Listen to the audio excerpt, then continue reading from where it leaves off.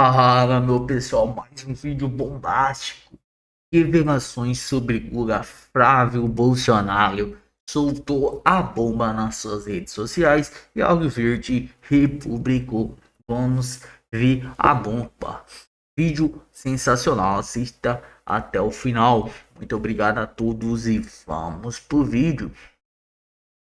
Bom, o Edson tá me falando aqui que tem um vídeo do Flávio Bolsonaro em que ele fala sobre facções e coloca inclusive o Lula falando sobre facções. Eu acho que é interessante isso. Vamos conferir qual a opinião do Lula em relação a isso. Diga aí, Flávio. Só um minutinho, o Edson tá recuperando lá pra gente o vídeo do Flávio Bolsonaro. Aliás, o Flávio coloca, inclusive, o Lula falando sobre facções criminosas. As mesmas facções criminosas que o PT e a esquerda estão criticando aí a classificação como facções terroristas, né, como organizações terroristas. O PT tem criticado isso, a esquerda também. Vamos ver o que dizia o Lula tempos atrás. Vamos conferir. Quem diria, hein? Olha isso aí. No discurso da cerimônia, o presidente classificou os ataques no Rio como barbaridade e terrorismo e que não podem ser tratados como crimes comuns. Quando um grupo de chefes de dentro da cadeia consegue dar ordem para fazer uma barbaridade daquela, matando inocentes, eu quero dizer ao meu governo e aos governos estaduais, nós precisamos discutir profundamente, porque o que aconteceu no Rio de Janeiro foi uma prática terrorista das mais violentas que eu tenho visto neste país. O Lula é duas caras. Chamava facções criminosas de grupos terroristas lá na posse dele em 2007. E hoje passa pano para bandidagem. Acha um absurdo o governo americano enquadrar PCC e Comando Vermelho como grupos terroristas. A verdade é que só tem duas razões para o Lula e para o PT não terem acabado com o crime nos últimos 20 anos. Ou são muito coniventes com a bandidagem, ou são muito incompetentes. O Brasil está cansado de desculpas, está cansado do PT. Vem com fé, porque o Brasil tem futuro, mas não temos mais tempo a perder. Olavo, em qual Lula acreditar? No Lula lá de 2007, em que dizia que as facções provocavam atos terroristas, ou esse Lula de agora que diz que não, que os Estados Unidos estão errados em classificar, a gente tem que fazer a lição de casa, as organizações terroristas é um problema nosso, os nossos criminosos são um problema nosso, não tem nada que os Estados Unidos se envolver, se meter.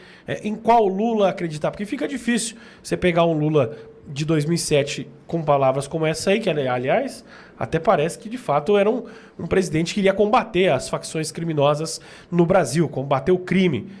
Ou nesse Lula de agora que tentou, inclusive foi para os Estados Unidos para tentar reverter esta classificação por parte do governo americano. Teve mais empenho para tentar reverter a realocação do crime organizado como grupo terrorista do que para reverter o tarifaço, né? A gente lê os sinais, vamos ler os sinais. Então aí, para quem quiser ver. Plataforma de Flávio Bolsonaro para 2026 é segurança pública. Uma das plataformas é segurança pública. E por qual razão, amigo ouvinte, é segurança pública?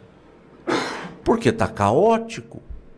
Você se sente seguro na sua casa? Você consegue caminhar na rua se sentindo seguro? Quando você vê, isso não estou generalizando, mas quando você vê uma motocicleta com duas pessoas, você fica seguro de estar com o seu celular na mão?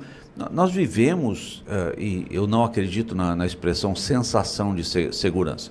Não tem sensação de segurança. Tem segurança ou não tem segurança. O problema da segurança pública no Brasil é esse que nós vemos. Polícias desestimuladas, porque há quase uma perseguição partida até do próprio judiciário. Olha, então, hoje em dia o policial, no seu tirocínio policial, ele observa uma pessoa que muda de comportamento quando avista a viatura. Esse tirocínio não é mais referência para uma abordagem. Não pode fazer uma abordagem com base somente nessa mudança de comportamento.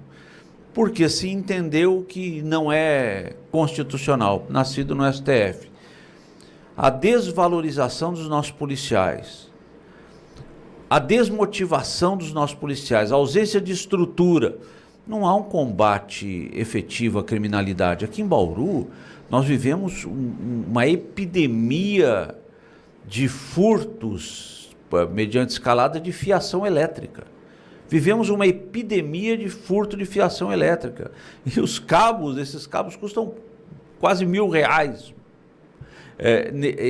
Existe uma política efetiva, porque como é que combate esse tipo de criminalidade?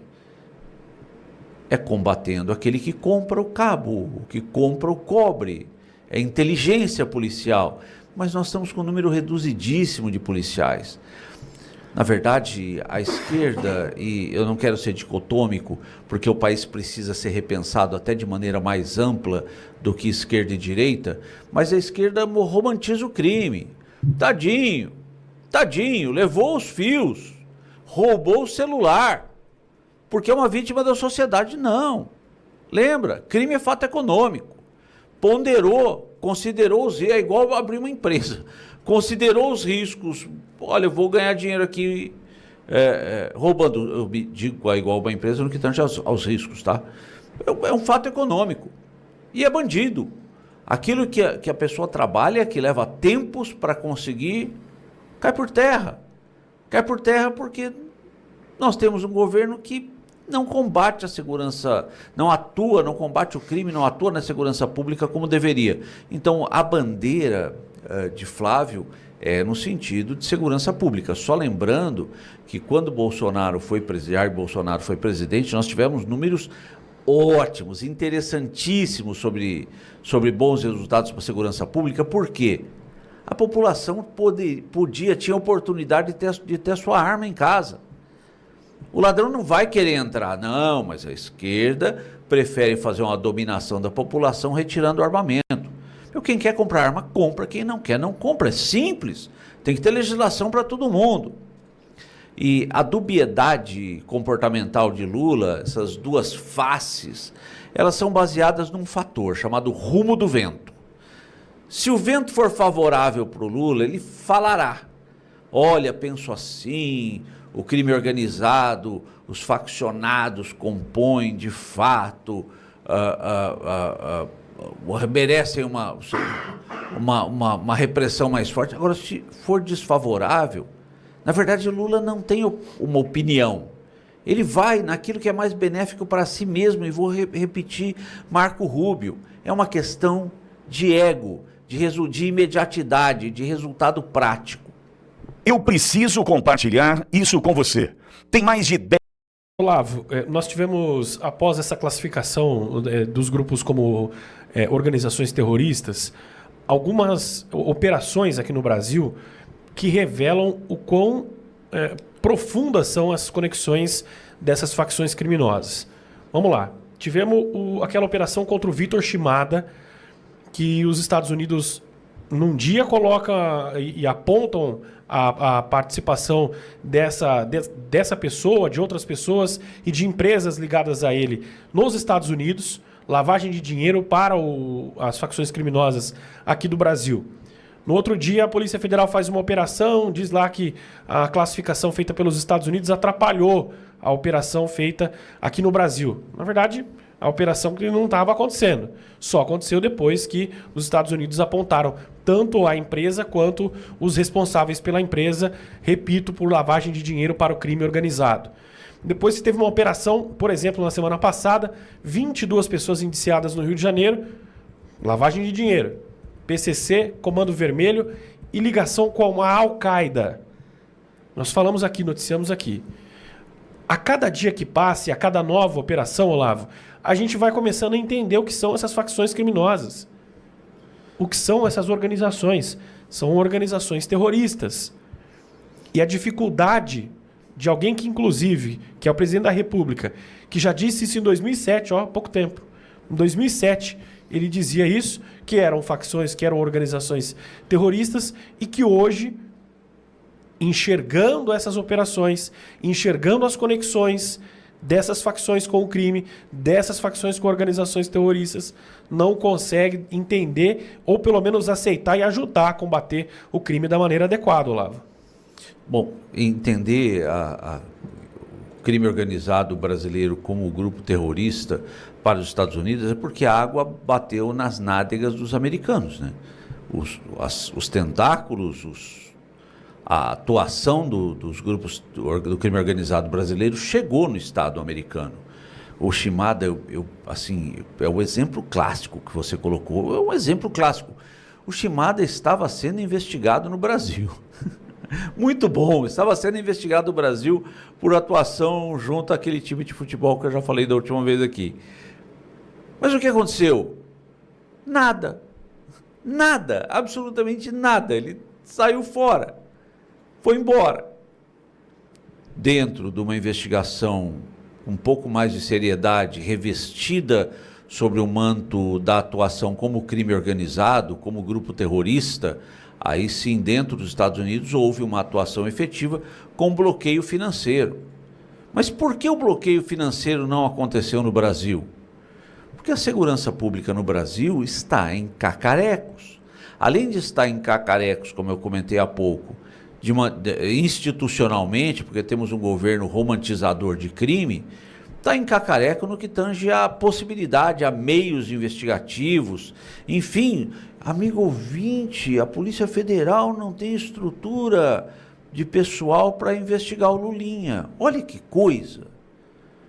Só, desculpe tocar nesse assunto, né? Mas olha, não temos pessoal para investigar o Lulinha, mas para investigar Bolsonaro, que teria feito mal para uma baleia, isso teve delegado, teve investigação.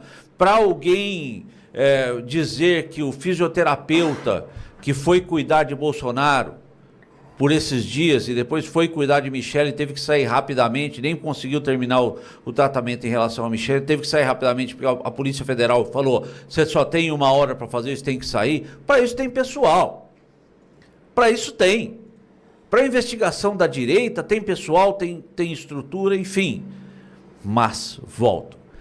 Em relação ao crime organizado, atuação terrorista, o Brasil não dá resultado.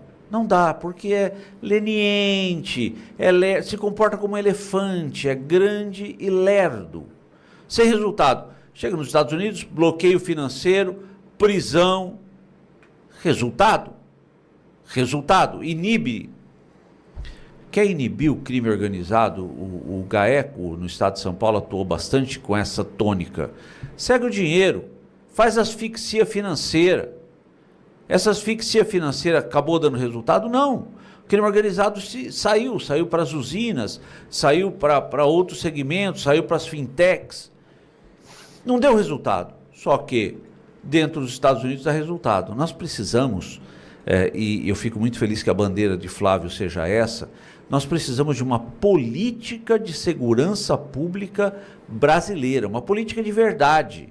Não uma política para ser vendida, imediatista, frágil, uma política de verdade, que siga o rumo dos bloqueios financeiros, da estagnação financeira, de maneira responsável, um sistema prisional efetivo, não um sistema de faz de conta, como alguns ministros do STF colocam, precisamos fazer o desencarceramento. Amigo ouvinte, sabe por que ministro do STF fala em desencarceramento?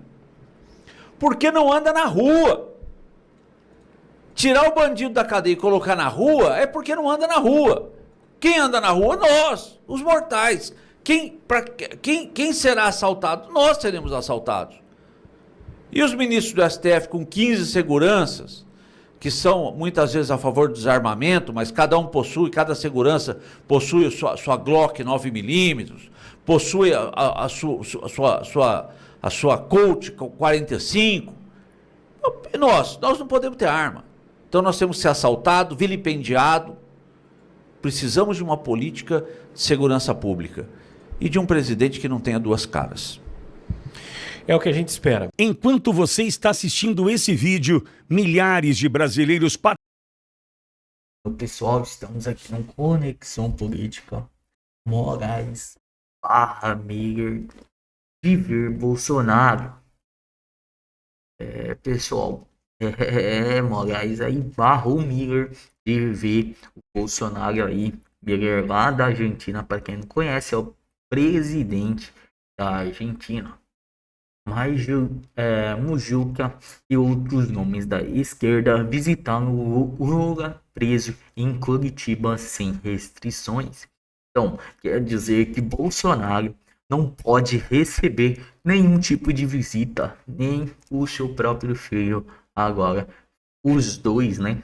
Flávio Bolsonaro e Eduardo Bolsonaro não pode visitar o próprio pai e nenhum dos qualquer pessoa política não pode visitar o Bolsonaro aí, o Jair Bolsonaro. Decisão publicada nesta sexta-feira, dia 17, proíbe a visita política eleitorais até o ciclo eleitoral de outubro e suspende todas as visitas por 30 dias. Pessoal, estão querendo acabar de vez com o Jair, mas a gente vai se reerguer com o Flávio Bolsonaro. O ministro Alexandre de Moraes do Supremo Tribunal Federal publicou na noite desta sexta-feira, dia 17, a decisão que suspende todas as visitas ao ex-presidente Jair Bolsonaro por 30 dias e proíbe encontros com finalidade político-eleitoral até encerramento das eleições de outubro. A medida foi publicada horas depois de a defesa de Bolsonaro solicitar autorização para que o presidente argentino Miguel o visitasse no dia 25 de junho, data da convenção nacional do PL em São Paulo. Na prática, Miguel não poderá ver Bolsonaro durante a passagem pelo Brasil. Apenas advogados, médicos, fisioterapeutas estão autorizados a entrar na residência do ex-presidente em Brasília. O que Miller pretendia? Miller confirmou semanas atrás que participaria da conversão do PL e aproveitaria a viagem para visitar Bolsonaro como demonstração de apoio ao pré-candidato Flávio Bolsonaro à presidência. A comitiva prevista incluía o ministro das Relações Exteriores argentino Pablo Quino, a secretária-geral da presidência argentina Karina Miller, irmão do presidente, e uma intérprete. A defesa de Bolsonaro enquadrou o encontro como de caráter institucional diplomático, argumentando que não representaria risco ao cumprimento das medidas cautelares. Moraes não acatou a sustentação. Esse foi o vídeo, pessoal. Muito obrigado a todos e estamos finalizando o vídeo.